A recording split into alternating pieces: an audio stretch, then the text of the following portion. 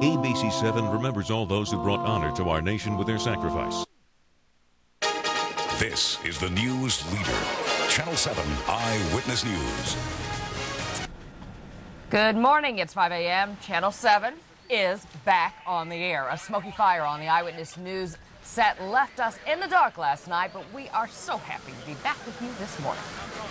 5 o'clock. Good morning. I'm Lori Stokes. And I'm Jeff Rosen. Thanks for joining us. It's been a rough night here. It has been a very half-hour fire in the Eyewitness News studio knocked WABC off the air for 2 hours last night. There has been a lot of work overnight. People have been all over the place in this building. We are back on the air, and we have two reports this morning on the fire. Let's begin with Lisa Colagrassi. She's actually just outside our studio downstairs on the Upper West Side. Hi, Lisa. How does it look in there? It looks pretty bad, I got to tell you, and the smell is awful, but the crews are working so diligently to try and get all of this mess cleaned up. You know, we were just minutes before our 11 o'clock broadcast last night. The anchors were on the set, the studio crew in place, when suddenly they heard a loud pop, then fire.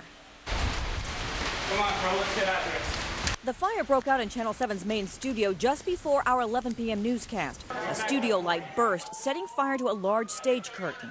We noticed a flame about 4 or 5 feet high.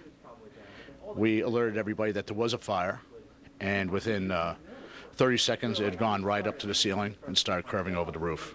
There was no question. Everyone had to get out right away. And as soon as he said we got a fire going, all of a sudden it just went boom.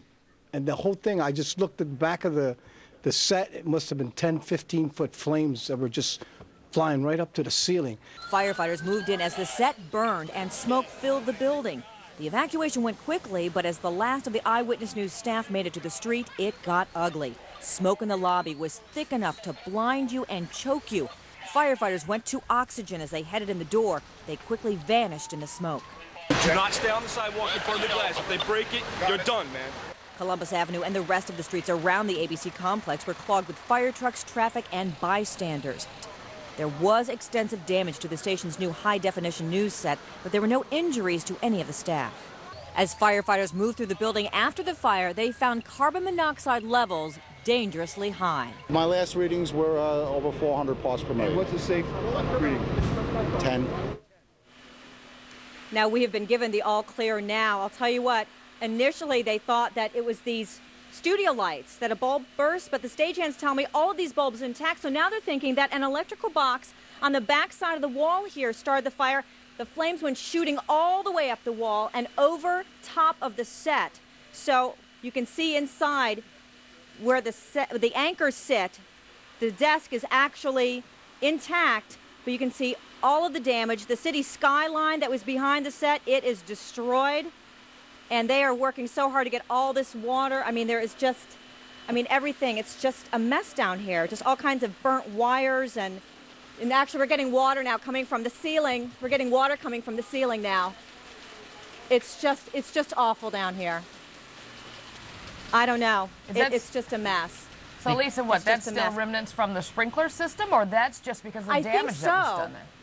I think so. I mean, everything is now so compromised in terms of, everything is so saturated and there's still a lot of smoke.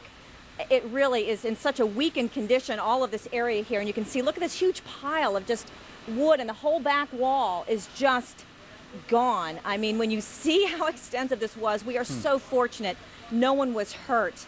With that many people in the studio and ready to go on the air, we are just so thankful none of our staff was hurt. And then I guess so many people don't know that on the other side of our studio is the studio for Regis and Kelly. That was not affected at all, correct? Except for the smell, obviously, and the stench that's there. And a lot of water. A lot of water, and you've got some debris over there. So they're cleaning up over there, too. And it's important to know. This whole first level is a mess. And really, the fire was down there on the first level. This is a 6-story building. I'm told even on the 6th floor, you can actually smell the smoke. It billowed in the atrium, and that's how bad it smells. And even here in the newsroom, it smells a little bit as well. Right. We had to open up all the offices so that they could start to air out to some degree. Even the clothes, a lot of us keep our clothes in our offices as well, and you can smell them, in there as well. Good news, of course, Lisa, that no one was hurt in all this. Right. All right. Thanks, Thank you, Lisa. Be careful of that water that's falling as well. I know that they have given the all clear for that studio area. That's why we're able to broadcast from there. And it is important to mention that after the fire was under control, we got that all clear that no one was hurt. Our priority shifted a bit to getting back on the air. That's right. Eyewitness News reporter Ken Rosado has that part of the story. Ken? And Lori and Jeff, good morning to you and good morning, everyone. Take a look at what happens when fire spreads quickly. In spite of the fact that this is a sprinklered building, look at these huge beams charred all the way through. It's amazing to see how quick the destruction occurred. Now, the amazing thing also is that we have some very, very good engineers who worked very, very hard and got us back on the air. Viewers tuning in saw a black screen or color bars for roughly 2 hours last night. As workers evacuated the building, the main concern after the safety of all employees was getting the station back up and running. We're working with our network right now and trying to link up our control rooms. And once we're able to link up our control rooms, we already have a place for our employees to work, and we already have a place for our talent to broadcast from.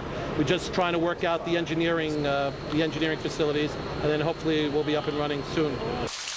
Getting back on with the studio underwater and the newsroom filled with smoke was no easy task. You go downstairs now to keep and get the air back up. A lack of air conditioning to keep the equipment cool was a main concern.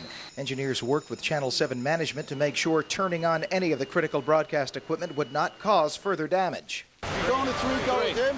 3. You're going to 4, go with him. Eyewitness News producers, writers, and editors were all allowed back in the building around 2 a.m., even though the smell of smoke hung in the air. Hey, do you guys have anything up, like a West Coast feed, East Coast feed, anything we can take at the moment? At that same time, engineers were able to patch through the West Coast feed so that programming returned to the airwaves. Now, in its most simple form, television is just a camera, microphone, person speaking to you, and a way of transmitting the signal.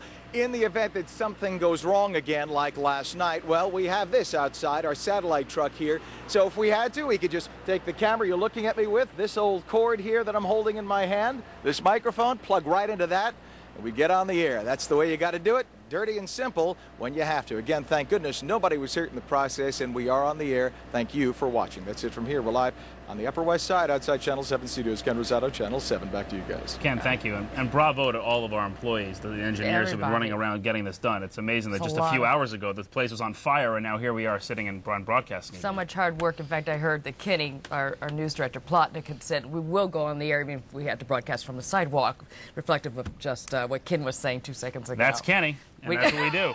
Right. That's what we do, though. You are so right, and that is Kenny, indeed.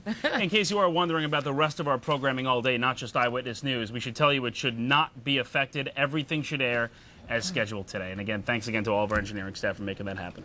All right.